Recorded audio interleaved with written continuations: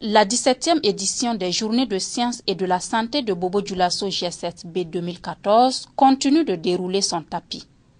La deuxième journée de cette édition est particulièrement marquée par diverses activités menées par l'Agence de médecine préventive AMP, expositions et communication sur ces différentes activités.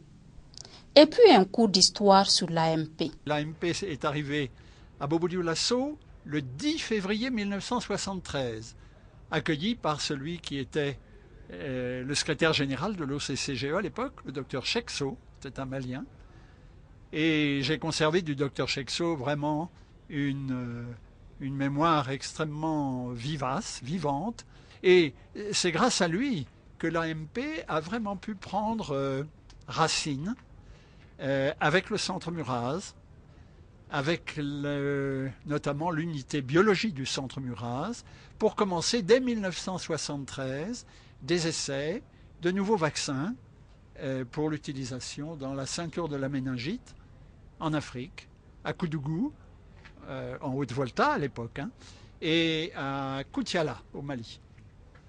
Alors depuis évidemment les choses se sont développées. Nous avons organisé tous les 7 ans des séminaires internationaux sur les vaccinations en Afrique, tout en continuant à mener des études en particulier sur la poliomyélite. Pendant 40 ans, l'AMP œuvre pour l'amélioration des systèmes de santé et de vaccination. De nombreux acquis ont été engrangés, mais le président de l'AMP a tout de même mis l'accent sur l'importance de la surveillance maladie dans cette lutte. L'impact a été d'abord la surveillance, le diagnostic. Quand éclot une maladie qu'on ne connaît pas, 2 600 000 personnes vaccinées contre la méningite avec le vaccin AC, et puis il y a une épidémie derrière la vaccination. Les gens se disent, mais alors le vaccin ne marche pas. Et à ce moment-là, il faut aller faire le diagnostic, et on y est allé, nous avons mis au point un laboratoire mobile, on a envoyé le laboratoire mobile, et c'était du W135. Donc on avait vacciné 2 600 000 personnes contre une maladie qui n'était pas celle qui causait des cas. D'où donc l'absolue nécessité de toujours revenir à la surveillance microbiologique pour être sûr qu'on ne fait pas de bêtises et qu'on fait bien la bonne chose. Donc surveillance. Deuxièmement, formation. On a formé aujourd'hui 500 médecins-chefs de district sanitaire dans 12 pays.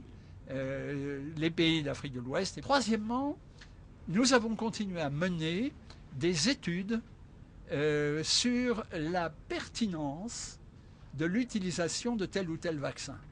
Arrive, comme vous le savez, depuis quelques années, grâce à l'Alliance mondiale pour les vaccins et les vaccinations, Gavi, des nouveaux vaccins.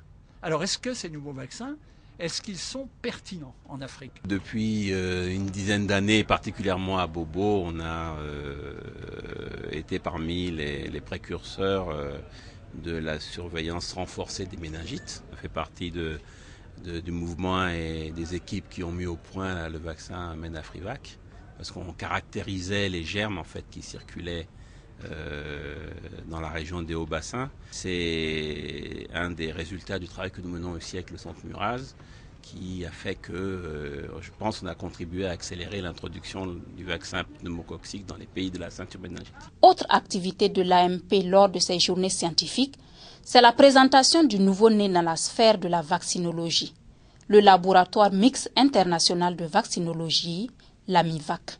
Ce discours difficilement résumé de 40 années de présence de l'AMP au Burkina Faso, notamment à Bobo-Dioulasso, une présence qui est marquée par de très fortes collaborations avec nos partenaires locaux, l'OCCGE en son temps, le Centre Muraz qui continue aujourd'hui d'exercer, qui est un acteur fort au niveau de la santé publique, la recherche en santé publique. Alors c'est ce cadre-là, ce mélange, cette association qui évolue dans le temps pour faire quelque chose de mieux. Vous savez, c'est un peu comme le bon vin, c'est plus ça dure, plus c'est vieux, mieux c'est.